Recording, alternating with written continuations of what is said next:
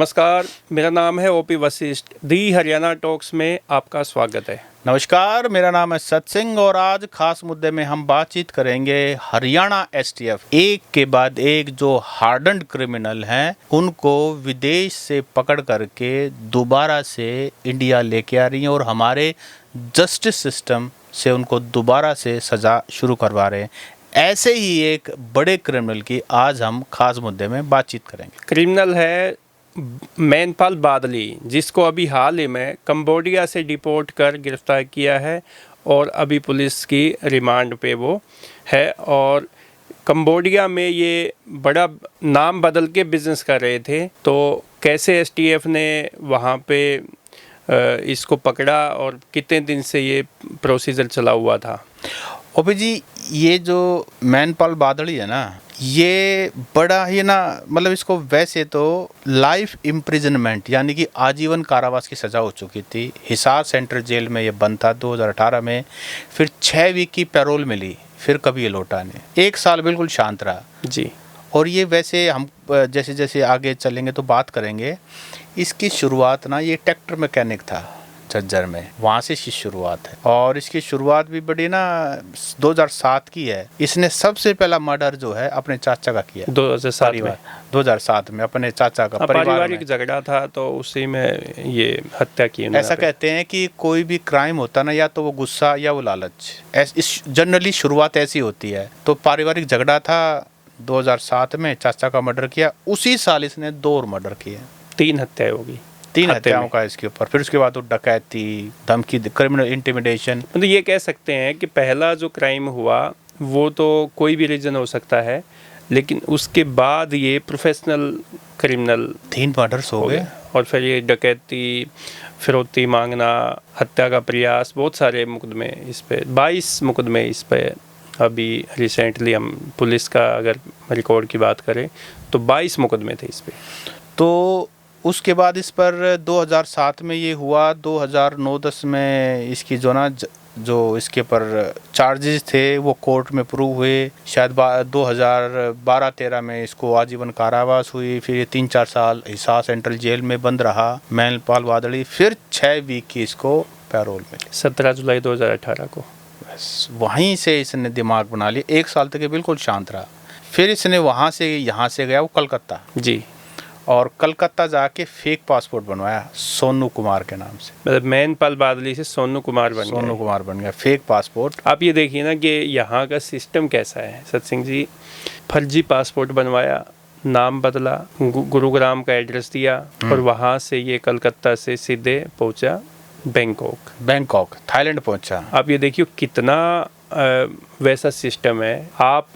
अगर आप अपना पासपोर्ट बनवाने लग जाए तो उसमें इतने ऑब्जेक्शन लग जाएंगे। हालांकि आजकल तो थोड़ा सिंप्लीफिकेशन हो गया है प्रोसेस का, लेकिन कहने का मतलब है कि जितने भी चैलेंजेस हैं, जितने भी रेड टेपिज्म है, जितने भी कानून है देश के, वो आम आदमी के लिए है। आम आदमी के लिए है। अभी कलकत्ता पहुंच गया, कलकत्ता से थाईलैंड पहुंच गया और थाईलैंड इसने मौज मस्ती की। उसके बाद ये पहुंच गया इंडोनेशिया, फिर वहां से पहुंचा ये कंबोडिया। और कंबोडिया में ना एक बड़ा ही ना, जैसे पुराने वहाँ स्टैचू वगैरह, बड़ा ऐतिहासिक सा है कंबोडिया। हाँ, टूरिज्म है वहाँ पे, काफ़ी पर्यटक जाते हैं दुनिया से, मौज मस्ती के लिए जाते हैं। जैसे थाईलैंड है वैसा ही कंबोडिया है। सियम रीप एक जगह है वहाँ पे जी, तो वहाँ इसने डिस्को थिक सेटअप कर लिया। बार कह सकते हैं, डिस्को बार। हाँ, डिस्को थिक, मतलब जो थोड़े से आजकल की नई जनरेशन वो डिस्को थिक है देती है। तो डिस्को थिक में बेसिकली डांस होता है, शराब होता है, शवाब होता है, सब कुछ होता है जो मौज मस्ती वाली जगह है। क्योंकि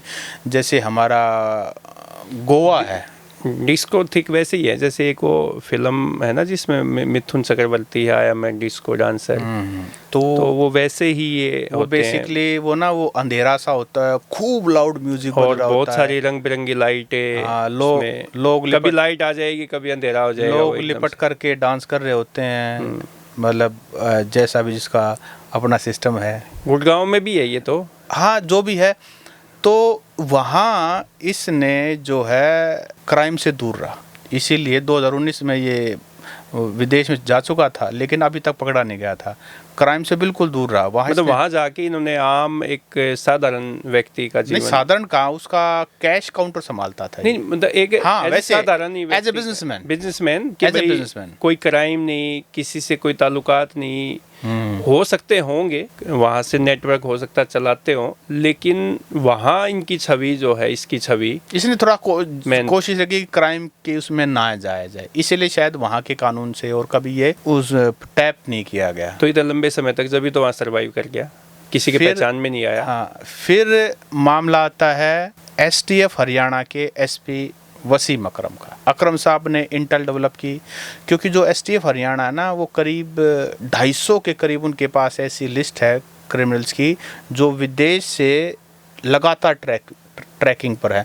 काफ़ियों को वो पकड़ के भी ला चुके हैं, तो उन्होंने इंटेल डेवलप की। हाँ, जैसे नाम भी मैं आपको बताऊं, 2-3 तो जो बड़े गैंगस्टर हैं जिनको पकड़ के ले गए हैं, जैसे कुणाल जून है, पिछले साल ही थाईलैंड से लेके आए, फिर जोगिंदर ग्योंग है। हाँ, नहीं, कुणाल जून को कजाकिस्तान से लेके आए, जोगिंदर ग्योंग को लेके आए थाईलैंड से। पिछले 2 साल में 5 को पकड़ के लेके काला खैरमपुर, हाँ, अभी पिछले दिनों ही काला खैरमपुर को भी लेके आए थे। काफ़ी ये बड़ी अचीवमेंट थी एसटीएफ की, जो काला खैरमपुर को भी लेके आए, क्योंकि ये भी बड़ा ही, इसका भी रिकॉर्ड जो है वो काफ़ी बड़ा है अपराध की दुनिया में।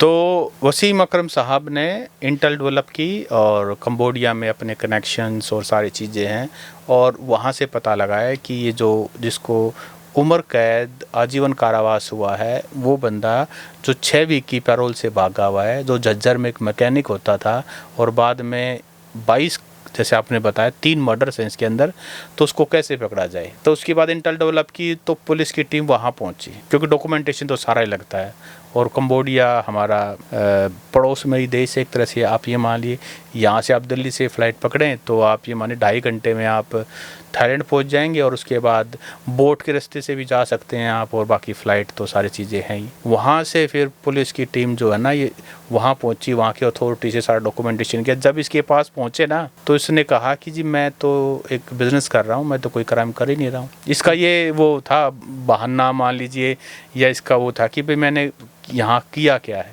हाँ भाई, मैं पुलिस से एकदम से सामने आती है तो नहीं, क्योंकि उसको बकाया था, डॉक्यूमेंट दिखाए, लेकिन आप ये देखें इतने लंबे समय तक वो खुद ही भूल गया होगा कि मैंने कौन सा क्राइम किया, क्योंकि वो दुनिया जो है 3 मर्डर कर रखे हैं, 22 केस है, भूल ये चीजें सोने नहीं देती हैं सर। सिंह जी, सोने तो नहीं देते, हाँ, लेकिन आप एक लंबा अरसा है, आप एक अलग दुनिया में, अलग इन्वायरमेंट में रह रहे हैं, वहाँ डिस्को क्लब चलाते हो, और आपका वहाँ पे जो लिव इन पार्टनर के साथ रह रहे हो, 3 बच्चे भी बता रहे हैं उनके वहाँ पे है, वहाँ एक अलग ये दुनिया बसा लेती है। तो वहाँ पे तो ये इंडिया से तो बिल्कुल डिस्कनेक्ट ही हो गया था, एक तरीके से कह सकते हैं।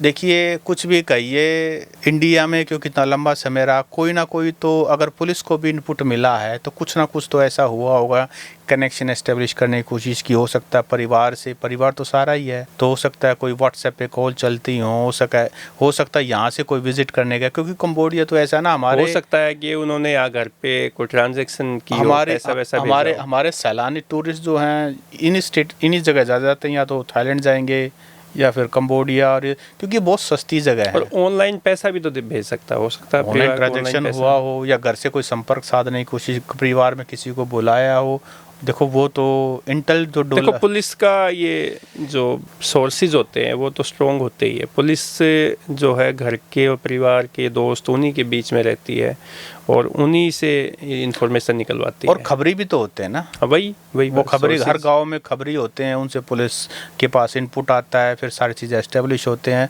तो फिर वहाँ से उनको 45 दिन पहले जो है ना पकड़ के पुलिस उनको अरेस्ट कर लिया था। उसके बाद पूरा ड्यू प्रोसेस को पूरा करके उसको फाइनली गुड़गांव के भोंडसी जेल में लाया गया है। अभी पुलिस रिमांड पे है। ऑब्वियसली पुलिस रिमांड पे है, इतना बड़ा ये है।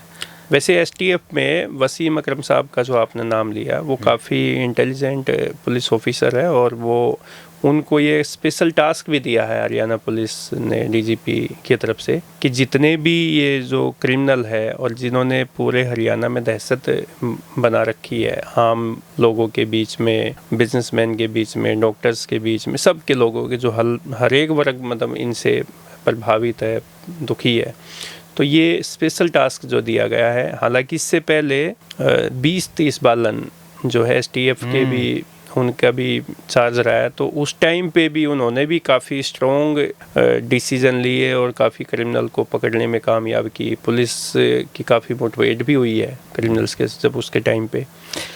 मुझे एक याद आ रहा है, अभी पिछले दिनों वसीम अकरम साहब झज्जर के एसपी होते थे, तो उस समय एक केस आया। एक 10वीं क्लास का बच्चा उस अच्छा लंबा चौड़ा नाराज़ होकर के परिवार से घर छोड़ के चला गया। उनके परिवार ने संदेह जताया कि लड़का हफ्ता हो गया, 10 दिन हो गए, 20 दिन हो गए, लड़का नहीं आया, हमारा लड़का किडनैप हो गया। वो फिर एसपी साहब से भी कई बार मिले, फिर वो आईजी साहब से भी कई बार मिले, फिर वो डीजीपी साहब से भी मिले, और फिर वो होम मिनिस्टर से भी मिले। विद साहब शायद उस समय होम मिनिस्टर होते थे, उनसे भी मिले।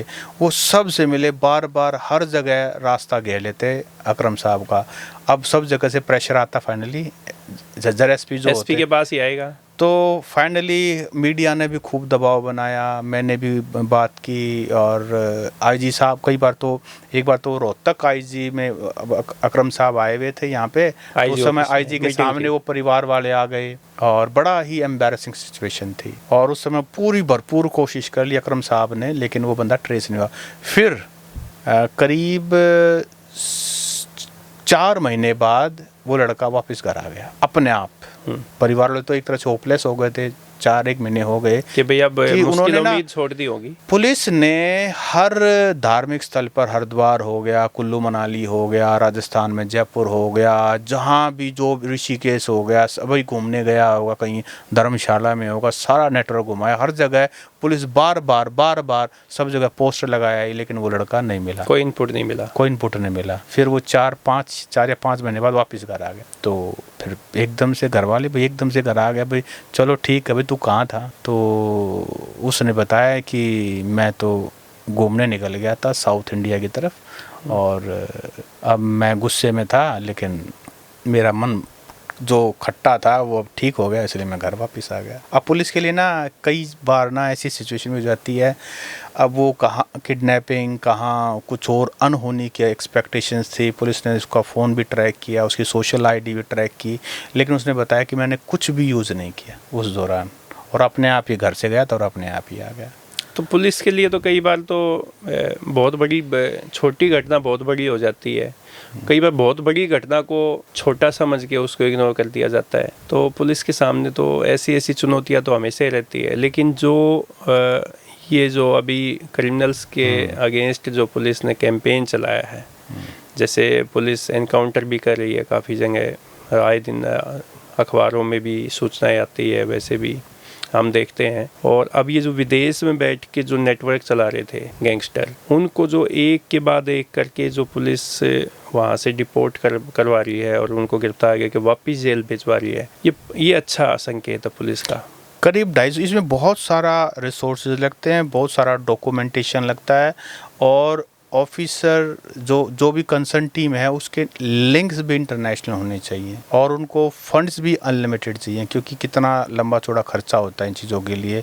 अगर आपको विदेश में भी इनपुट चाहिए, विदेश में आपको परमिशंस चाहिए, तो वो चीज़ें वैसे नहीं हो जाती। और लेकिन एसटीएफ हरियाणा देखो ये जो काम कर रहे हैं, मुझे लगता है पिछले दिनों जब ऐसे क्रिमिनल्स पर जब ग्रिप बनती है, वो दबोचे जाते, तब हौसला टूटता है। जो आए दिन दाएं करके जान ले लेते हैं, फिरौती मांगते हैं, इस तरह की जितनी भी घटनाएं होती हैं, वो तभी काबू आएंगी जो विदेश में बैठ के ये सोचते हैं कि हम कानून की हाथों से, पहुंच से दूर हैं, लेकिन जब पुलिस के हाथ, कानून के लंबे हाथ वहाँ पहुँचते हैं, उनकी गर्दन तक उनको यहाँ पे लेके आया जाता है, मुझे लगता है तब कहीं ना कहीं इस क्राइम पर भी लगाम लगेगी। तो दोस्तों, आपको हमारी आज की कहानी कैसी लगी ये आप कमेंट करके ज़रूर बताएं। और हरियाणा पुलिस की जो एसटीएफ विंग है उसके बारे में भी आप कमेंट करके बताएं कि वो कैसा काम कर रही है और इसमें और क्या करना चाहिए,